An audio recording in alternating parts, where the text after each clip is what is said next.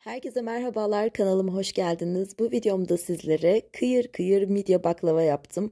Yapımı oldukça basit aslında, hiç gözünüzde büyümesin. Hemen şerbetini yaparak tarifime başlıyorum.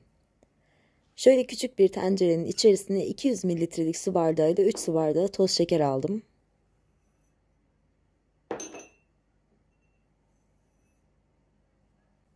Aynı su bardağı ölçüsüyle 3 su bardağı da su ilave ediyorum.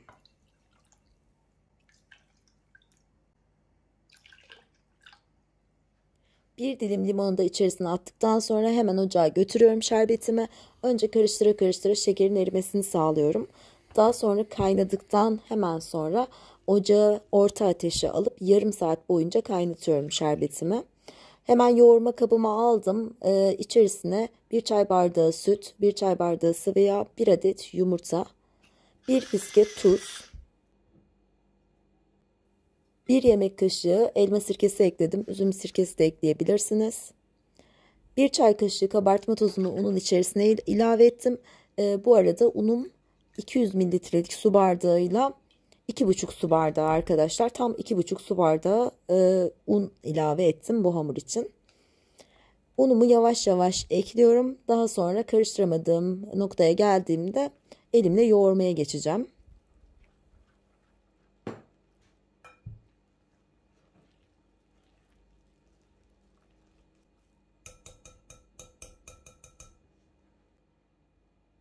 Evet, hamuru elimle yoğurmaya başladım. Gayet yumuşak, yağlı bir hamur olacak arkadaşlar.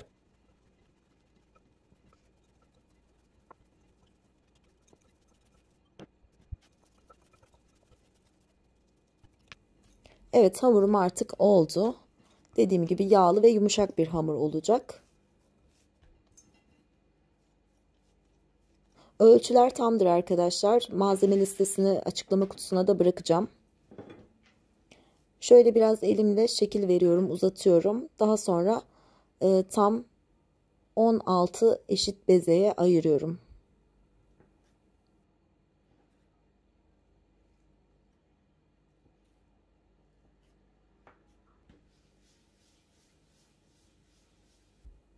Elimle yuvarladığım hamurları küçük bir borcama alıyorum ve üzerini bir streç filmle kapatıyorum. Tam 1 saat boyunca hamurları dinlenmeye bırakıyorum. Baklavada hamurun dinlenmesi çok önemlidir arkadaşlar, açılması için. Gayet rahat bir şekilde hamur dinlendikten sonra açılacak. Bu arada şerbetim yarım saat boyunca kaynadı ve ocağın altını kapatıp artık şerbetimi soğumaya bırakıyorum. 1 saat dinlenen hamurlarımın üzerine açtım. Yanıma da bir kase mısır nişastası aldım. Ben mısır nişastası kullandım. Buğday nişastası da kullanabilirsiniz. Oklavayla veya küçük bir merdane ile de olabilir. Hamurlarımızı pasta tabağı büyüklüğünde açıyoruz. Ben biraz hızlı mağlamayıp daha büyük şekilde açmışım arkadaşlar. İlk hamuru nasıl açtıysanız hepsini aynı ölçüde açacağınız için ben hepsini biraz büyük açtım ama dediğim gibi pasta tabağı büyüklüğünde açıp üst üste dizerseniz gayet güzel olacaktır. Hem de yorulmamış olursunuz. Şöyle açtığım hamurları bir tabağın üzerine alıyorum ve üzerine biraz mısır nişastası serpip yayıyorum şöyle elimle. Daha sonra dediğim gibi diğer hamurları da aynı büyüklükte açarak üst üste aralarına nişasta serperek diziyorum.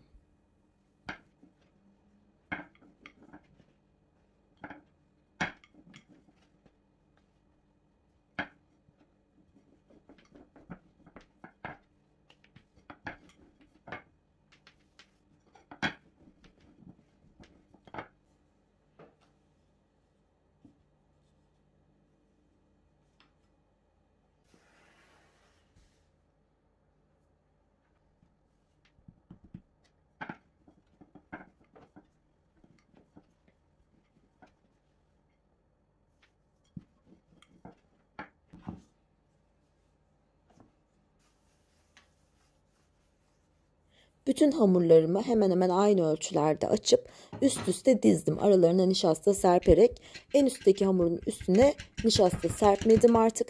Bir merdane ile şöyle üzerine vura vura önce hamurumu genişletiyorum biraz. Daha sonra arkalı önlü çevire çevire bu şekilde merdane ile hamurumu açıyorum. Ölçüsü yuvarlak fırın tepsisi kadar olacak şekilde merdane ile çevire çevire açıyoruz. Hamuru açtıktan sonra şu şekilde sıkıca sararak rulo yapıyorum.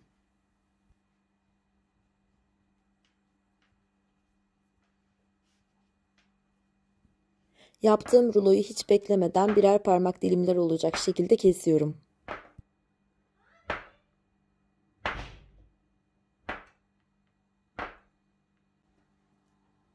Yufkaları biraz ben ince açtığım için kurumaya meyilli olduğundan üzerine temiz bir poşet kapatıyorum. Hemen baklavaları yapmaya başlıyorum. Bir dilim aldım. Üzerine biraz parmağımla bastırdıktan sonra oklavayla biraz açıyorum. Daha sonra ince kıydığım cevizi içerisine bir kaşık ekliyorum. Bu şekilde kapatıyorum. Birbirine yapışması hiç önemli değil. O kısmı yapıştırmanıza hiç gerek yok. Zaten nişastalı bir hamur olduğu için artık yapışması çok zor. Bu şekilde tepsiye dizerseniz pişerken hiçbir şekilde açılmayacaktır. Kabaran bir hamur değil arkadaşlar. O yüzden açılmayacak. Sadece çok iyi pişmesine ve 170 derecede ağır ağır pişmesine önem vermeniz gerekiyor. Bir anda pişerse ve kızarırsa içi hala hamur olacağından şerbeti döktükten sonra baklavanız yumuşayabilir. Burada kıyır kıyır olması için pişmesi ve şerbetin yoğunluğu çok önemli.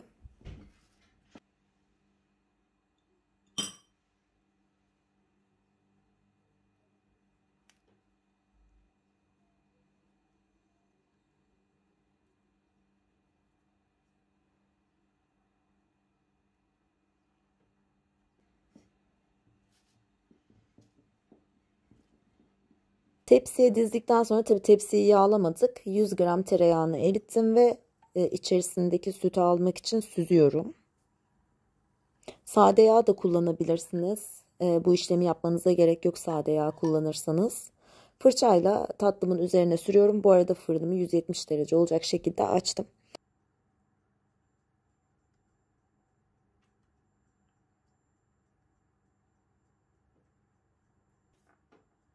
Baklavaları fırına veriyorum. 170 derecede 35-40 dakika üzeri kızarıncaya kadar pişiriyorum. Fırından çıkan baklavaların ilk sıcağı çıkınca yani 10 dakika sonra soğuk olan şerbeti üzerine döküyorum. Şerbetini verdikten sonra 3-4 saat sonra artık afiyetle tüketebiliriz, servis edebiliriz. Bu video ile birlikte Ramazan'ı da uğurluyoruz.